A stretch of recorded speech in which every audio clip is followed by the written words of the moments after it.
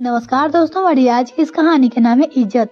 कड़ाके की ठंड पड़ रही थी और सुबह के 7 बज रहे थे। घर की छोटी बेटी रचना की शादी अभी अभी हुई थी। दुल्हन को विदा कर दिया गया था और सारे रिश्तेदार जिसे जहाँ जगह मिली वहीं पे पसर पड़े थे। शादी की थकान इसलिए कई लोगों खर्राटे के बाद भी जमकर आ रही थी। ऐसा लग रहा था कि खर्राटे का कंपटीशन चल रहा हो। जबकि घर के बुजुर्गों और रिश्तेदार महिलाएं रजाई में दुबकी दुबकी ही चाय की चुस्कियां के साथ ही आपस में बतिया रही थी। जिन्हें कल रात तक ठंड नहीं लग रही थी, अब बन ठन कर इधर उधर घूम रही थी और वो सारी लड़कियां रजाई में घुसी हुई थी। कोई देखकर पहचान ही नहीं सकता था कि रात जो चमकते दमकते चेहरे थे वो ये लोग थे। और दूसरी तरफ घर की दोनों बहुएं करुणा और सावित्री दौड़ दौड़ कर फरमाइशें पूरी कर रही थी। किसी को चाहिए चाहिए तो किसी को गर्म पानी। जो महाराज घर के काम करने के लिए रखा था वो 8 बजे आएगा। तब तक बहुओं को भाग भाग कर अच्छी खासी वर्जिश हो जाती थी। सबको चाय देने के बाद दोनों भी रजाई में पहुंचकर चाय पीने बैठी थी कि पीछे पीछे सासू माँ शिमला जी कपकपाती हुई रसोई में आई और बोली, अरे तुम दोनों कहाँ चाय पीने बैठ गई? अभी तो कितना काम पड़ा है घर में। अम्मा जी, बहुत जोरों की ठंड है, हाथ पर कपा रहे हैं, तो सोचा पहले चाय पी लेते हैं, थोड़ी गर्माहट ही मिलेगी। अरे तुम दोनों कहाँ गर्माहट के चक्कर में बैठी हो? अभी कुछ रिश्तेदार रवाना होना शुरू कर देंगे, उससे पहले उनके लिए सगुन के लिफाफे और मिठाई का डब्बे तैयार कर दो। और हाँ, याद रखना कोई कमी ना रहे। 3 तरह के डिब्बे तैयार कर लेना। पिछली बार की तरह गलती मत करना, मुझे लोगों की बात सुनने की आदत नहीं है। शिमला जी अपनी बहू से बोली। 3 तरह के डिब्बे की बात सुनकर छोटी बहू सावित्री ने हैरान होकर पूछा, 3 तरह के डब्बे मतलब? तू चुप कर छोटी बहुड़िया, कुछ पता तो नहीं है? बड़ी बहू से पूछ लेना, उनसे तुम्हारी शादी में काम किया था तो उसको अच्छे से पता है, बस लापरवाही ना करे तो। कहकर शिमला जी रसोई से बाहर निकली और जाकर रजाई में दुबक कर बैठ गई। सावित्री ने अपनी जेठानी करुणा की तरफ देखा तो वो बोली, अभी काम करेंगे ना तो पता चल जाएगा, परेशान क्यों हो रही हो? चल पहले कुटियार में चलते हैं, वही 3 तरह के डिब्बे रखे होंगे। करुणा ने कहते हुए उसके पीछे पीछे सावित्री भी चल दी। कुटियार में पहुंचकर वहां का ताला खोला और अंदर जाकर दरवाजा लगा लिया। देखो तो वहां एक तरफ 3 तरह की साइज के कुछ मिठाई के खाली डिब्बे रखे हुए थे। करुणा ने सावित्री से कहा, अरे सावित्री, उधर दरी बिछा दे, तब तक मैं लड्डू की ट्रे और मछली का बर्तन लेकर आती हूँ। जब तक सावित्री ने दरी बिछाई तब तक करुणा लड्डू और मछली के बर्तन लेकर आई। सावित्री बड़े ही उत्साह के साथ करुणा के पास आकर बैठ गई और बोली, जी मुझे ये भी बताओ कैसे क्या करना है? अरे बताती हूँ, फिक्र मत करो, पहले 2-3 डब्बे पैक कर दूँ ताकि तुझे समझ भी आ जाए। सावित्री जी बड़ी गौर से करुणा को काम करते हुए देखने लगी। देखा तो करुणा ने तीनों साइज के एक डिब्बे उठाए। सबसे बड़े डिब्बे में 10 लड्डू और गिनकर 10 मछली रख दी। उससे छोटे डिब्बे में 5 लड्डू और 5 मछली, वही सबसे छोटे डिब्बे में 2 लड्डू और गिनती की 2 मछली रख दी। 3 डब्बे को तैयार कर देना के बाद करुणा सावित्री से बोली, समझ में आया क्या करना है?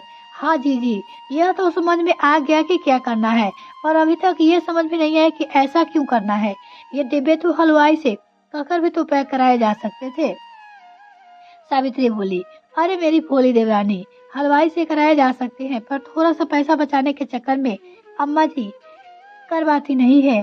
हाँ तो यह बात सही है, भला कौन बहू की सहूलियत देखता है।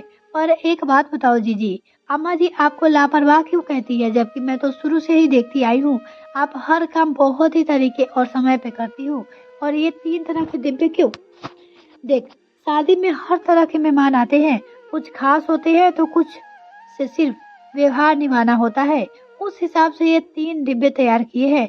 जैसे जो घर के खास रिश्तेदार है उन्हें बड़ा डिब्बा दिया जाएगा, जो यार दोस्त है उन्हें दूसरा बड़ा डिब्बा दिया जाएगा, और जो कभी कभार शक्ल दिखाने ते हैं ऐसे रिश्तेदारों को छोटा डिब्बा दिया जाएगा।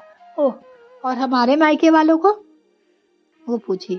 सावित्री ने प्रश्न भरी निगाहों से करुणा की तरफ देखा तो करुणा बोली, अभी तूने सुना नहीं अम्मा जी ने क्या कहा?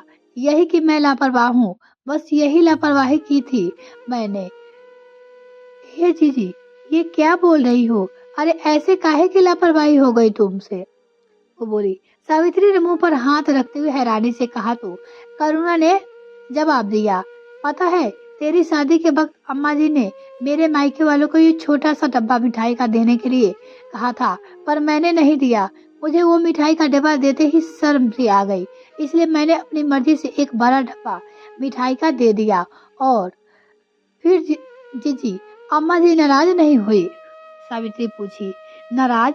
मुझसे 3-4 दिन तक बात नहीं की थी। मुझे और मेरे घर वालों को खूब कोसे जा रहे थे। पता नहीं ये ससुराल वाले बहू के मायके आते हुआ बहुत अच्छा लगता है, पर मिठाई का डब्बा तक उन्हें देना इन लोगों का बहुत चलता है। उन 3-4 दिनों में अम्मा जी बहुत ही जीना दुश्वार हुई थी। आखिर जब मैंने माफी मांगी तब जाकर वो शांत हुई। घर में किसी ने अम्मा जी को कुछ नहीं कहा। उस वक्त कौन क्या कहता, अम्मा जी किसी के सामने थोड़ी न कहती। वो तो मैं पीठ पीछे टूटती रहती है, सबके सामने अच्छी बनी रहेगी, लेकिन अकेले में 10 ताने सुनाती है। खैर छोड़ो इन सब बातों को, फटाफट मिठाई के डब्बे पैक करो, नहीं तो अभी अम्मा जी चिल्लाते हुए आ जाएगी। दोनों बहुओं ने मिलकर सभी मिठाई के डिब्बे तैयार कर दिए। अब धीरे धीरे सभी रिश्तेदारों को विदाई और मिठाई के डब्बे अम्मा जी खुद अपने हाथों से देकर विदा कर रही थी, क्योंकि ठंड बहुत ज्यादा थी। खुद तो पलंग पे बैठी बैठी विदाई दे रही थी, जबकि विदाई और मिठाई के डब्बे देने के लिए सावित्री को खड़ा कर रखा था, क्योंकि बड़ी बहू पे तो उनसे विश्वास उठ चुका था। अम्मा जी ने मायके वालों को विदा होने के लिए कुछ देर बाद करुणा ने मायके वाले उसके दोनों छोटे भाई और भाभी विदा होने के लिए अम्मा जी से इजाजत लेने आए तो अम्मा जी ने सावित्री को छोटा मिठाई डब्बा देने के लिए इशारा किया, लेकिन ये क्या, सावित्री ने तो उस डब्बे की जगह एक बड़ा सा थैला उठाकर ले आई और अम्मा जी ने देखा उस थैले में 4 बड़े मिठाई के डब्बे हैं। दोनों भाई भाभी के विदाई के कपड़े रखे हुए थे। इससे पहले अम्मा जी कुछ कहते सावित्री ने नारियल निकाला और उस पे 51 रखकर करुणा को पकड़ाते हुए बोली, लो जीजी, अपने भाइयों को तिलक कर विदा करो। आपको अपने ससुराल से रीति रिवाज पता नहीं क्या है। अम्मा जी के साथ रहकर भी आप कुछ सीखी नहीं है। आपने देखा नहीं अम्मा जी कैसे अपने मायके वालों को विदा किया है। आखिर हमारे ससुराल वाले की भी तो इज्जत है। अम्मा जी गुस्से से सावित्री को घूरे जा रही थी, पर अभी तो और रिश्तेदार बैठे थे, उनके आगे वो कुछ कह नहीं पाई। करुणा अभी भी हैरानी सावित्री की तरफ देख रही थी और सावित्री थी खुद की पीठ थपथपाते हुए बोले जा रही थी, अम्मा जी आप फिक्र ना करें। चीची अपने रीति रिवाज को भूल गई तो क्या हुआ, मैं अपने ससुराल की इज्जत संभाल के रखूंगी। मैं अपने ससुराल वालों की नाक किसी भी के सामने कटने नहीं दूंगी। और जीजी आप क्या देख रही हो, जल्दी करो और भी काम है। इतने में ससुर जी बोले, अरे बड़ी बहू अब जल्दी अपने भाई भाभी को विदा करो, उनको भी ट्रेन का वक्त हो गया है। ससुर जी की बात सुनकर करुणा ने तिलक कर अपने दोनों भाइयों और भाभी को विदा किया। अम्मा जी कुछ कह नहीं पाई, आखिर कहती कैसे। यहाँ तो छोटी बहू खुद अपनी पीठ थपथपा रही थी, साथ ही ससुर जी छोटी बहू के समझदारी को कायल हो गए थे।